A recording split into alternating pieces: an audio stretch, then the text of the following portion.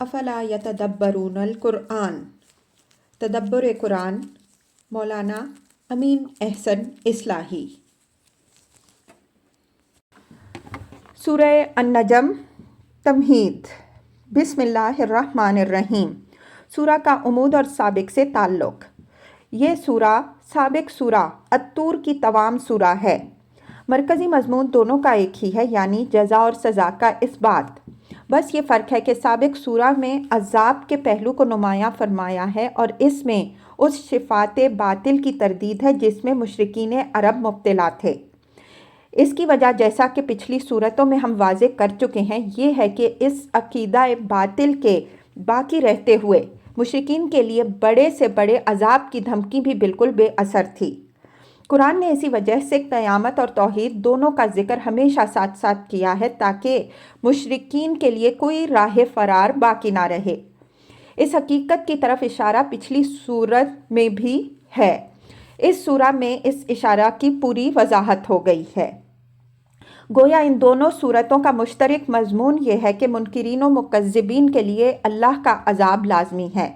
اپنے جن معبودوں کی شفاعت پر یہ تکیہ کیے بیٹھے ہیں، اول تو ان کی کوئی حقیقت نہیں، محض فرضی نام ہیں جو انہوں نے رکھ چھوڑے ہیں، اور اگر کچھ حقیقت ہے تو اللہ تعالیٰ کا معاملہ لوگوں کے ساتھ کامل علم اور کامل عدل پر مبنی ہوگا۔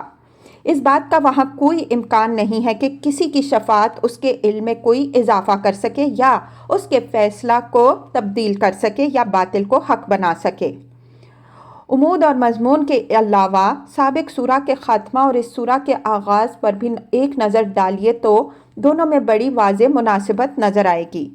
سورہ طور کی آخری آیا وَمِنَ اللَّيْلِ فَسَبِّحْهُ وَأَدْبَارَ النُّجُومِ ہے، اور اس سورہ کی پہلی آیت وَالنَّجْمِ إِذَا هَوَىٰ ہے۔ گویا سابق سورہ کی آخری اور اس سورہ کی پہلی آیت نے دونوں میں ایک نہایت خوبصورت حلقہ اتصال کی شکل پیدا کرتی ہے۔ اس قسم کا اتصال اکثر مقامات میں موجود ہے، بعض جگہ لفظی، بعض جگہ معنوی اور بعض مقامات میں لفظی اور معنوی دونوں قسم کا۔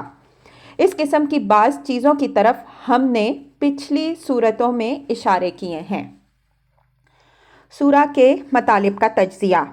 آیات 1 تا 18۔ اس امر کا بیان کہ یہ قرآن جو تمہیں سنایا جا رہا ہے، یہ تمہارے کاہنوں اور نجومیوں کے قسم کا کوئی کلام نہیں ہے، بلکہ اللہ تعالیٰ نے اپنے مقرب ترین اور معتمد ترین فرشتہ کے ذریعے سے اپنے پیغمبر صلی اللہ علیہ وآلہ وسلم پر یہ وحی فرمایا ہے۔ اس میں کسی ضلالت یا غوایت کا کوئی شائبہ نہیں ہے، بلکہ اس کی ہر بات مبنی بر حقیقت اور اٹل ہے۔ اس مغالطہ میں نہ رہو کہ وحی اور جبریل علیہ السلام سے متعلق پیغمبر صلی اللہ علیہ وآلہ وسلم اپنے جو مشاہدات و تجربات تمہارے سامنے پیش کر رہے ہیں وہ کسی خیال آرائی یا فریب نظر پر مبنی ہیں۔ یہ سرتاسر حقیقت ہے۔ پیغمبر صلی اللہ علیہ وآلہ وسلم اپنے مشاہدات تمہارے آگے پیش کر رہے ہیں۔ ان مشاہدات کے باب میں ان سے لڑنے کے بجائے تمہاری سلامتی ان کی دعوت پر ایمان لانے میں ہے۔ آیات 19 تا 28۔ مشرکین کو یہ تنبیہ کہ تمہارے یہ خیالی اصنام جن کے بل پر تم قرآن کے انذار سے بے پرواہ ہو، بالکل بے حقیقت ہیں۔ نہ اللہ نے ان کے حق میں کوئی دلیل اتاری ہے اور نہ تمہاری عقل و فطرت ہی کے اندر ان کے لیے کوئی جگہ ہے۔ یہ محض فرضی نام ہے جو تم نے اپنے جی سے رکھ چھوڑے ہیں۔ حقیقت سے ان کا کوئی تعلق نہیں اور مفروضات حقیقت کے مقابل میں کچھ کام آنے والے نہیں بنیں گے، بالخصوص جبکہ اللہ تعالیٰ کی طرف سے حجت تمام کر دینے کے لیے تمہارے پاس اس کی نہایت واضح ہدایت بھی آ چکی ہے۔ یاد رکھو کہ تم نے جھوٹی آرزوؤں کے جو خیالی محل تعمیر کر رکھے ہیں یہ بالکل بے بنیاد ہیں۔ انسان کو سابقہ تمناؤں سے نہیں بلکہ حقائق سے پیش آئے گا، تو حقائق کے مواجہ کے لیے تیاری کرو۔ دنیا اور آخرت کے سارے معاملات صرف اللہ تعالیٰ ہی کے اختیار میں ہیں، ان میں کسی اور کا کوئی دخل نہیں۔ آسمانوں میں بے شمار فرشتے ہیں، لیکن ان کی سفارش ذرا بھی کسی کے لیے نافع نہیں ہوگی۔ اللہ ہی جس کو چاہے گا اور جس کے لیے چاہے گا سفارش کی اجازت دے گا۔ آخرت کی مسئولیت اور قانون مکافات سے گریز کے لیے تم نے فرشتوں کو خدا کی بیٹیاں بنا کر ان کی شفاعت کی جو آڑ لی ہے، یہ محض تمہاری خیالی پناہ گاہ ہے، یہ چیز ذرا بھی کام آنے والی نہیں ہے۔ آیات 29 تا 32۔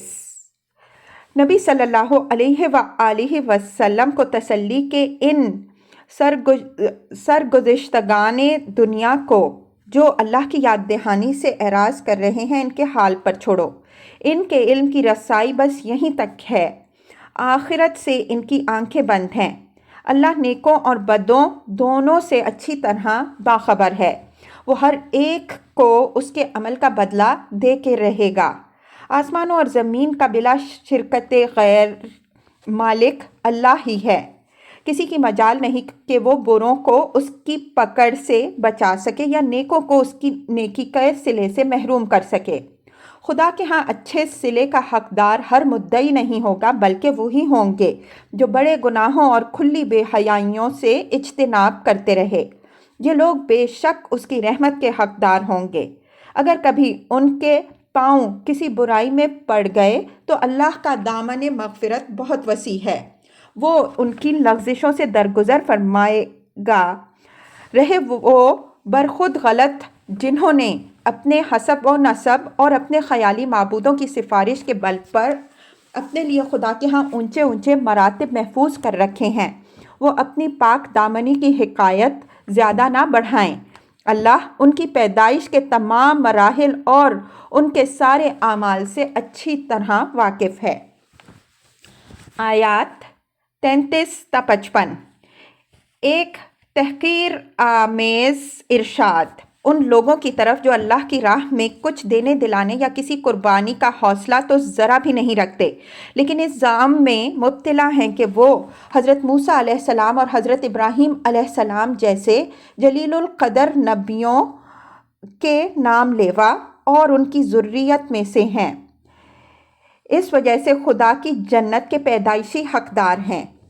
ان کو ان جلیل القدر نبیوں کی تعلیمات اور ان کی عظیم قربانیوں کی طرف توجہ دلائی ہے کہ یہ مرتبے ان کو گھر بیٹھے بٹھائے محض نسب اور خاندان کی بنا پر نہیں مل گئے، بلکہ ان کی ان بے مثال قربانیوں کی بنا پر ملے جو انہوں نے اللہ کی راہ میں پیش کیں۔ اللہ کے ہاں ہر ایک کا اپنا عمل تولا جائے گا، یہ نہیں ہوگا کہ عمل تو کسی نے کیا اور اس کا صلہ کسی اور کو ملے۔ اسی ضمن میں یہ حقیقت بھی نہایت زوردار الفاظ میں واضح فرمائی گئی ہے کہ رنج و راحت، موت اور زندگی، بیٹا اور بیٹی، دولت و ثروت سب خدا ہی کے اختیار میں ہیں، اس وجہ سے ہر حال میں خدا ہی سے وابستہ رہنا چاہیے۔ جو قومیں دنیا میں پھنس کر خدا سے بے پرواہ ہو جاتی ہیں وہ اپنی تمام دولت و شوکت کے باوجود اسی طرح کے انجام سے دوچار ہوتی ہیں جس طرح کے انجام سے عاد و سمود اور ماضی کی دوسرے قومیں دوچار ہوئیں۔ ان قوموں کے آثار تمہارے گرد و پیش میں موجود ہیں، ان کو دیکھو اور ان سے عبرت حاصل کرو۔ آیات 56 تا 62۔ خاتمہ سورہ جس میں تمہید کے مضمون یعنی قرآن کی عظمت کی یاد دہانی ہے کہ یہ کاہنوں اور نجومیوں کے قسم کا کلام نہیں ہے، بلکہ یہ اسی طرح کا ایک نذیر ہے جس طرح کے نذیر اس سے پہلے آ چکے ہیں۔ اب تمہارے فیصلے کی گھڑی سر پر آ چکی ہے اور یہ تم کو اسی سے بر وقت متنبہ کرنے کو نازل ہوا ہے۔ اگر تم متنبہ نہ ہوئے تو یاد رکھو کہ خدا کی پکڑ سے تم کو کوئی بچانے والا نہیں بنے گا۔ یہ جس حقیقت سے آگاہ کر رہا ہے اس پر تعجب نہ کرو بلکہ اپنی اصلاح کرو۔ تم اس پر ہنستے ہو حالانکہ یہ ہنسنے کی چیز نہیں بلکہ تمہارے لیے رونے کی چیز ہے۔ اپنے غفلت کے بستر لپیٹو اور اپنے رب کے آگے سجدہ اور اس کی بندگی کرو۔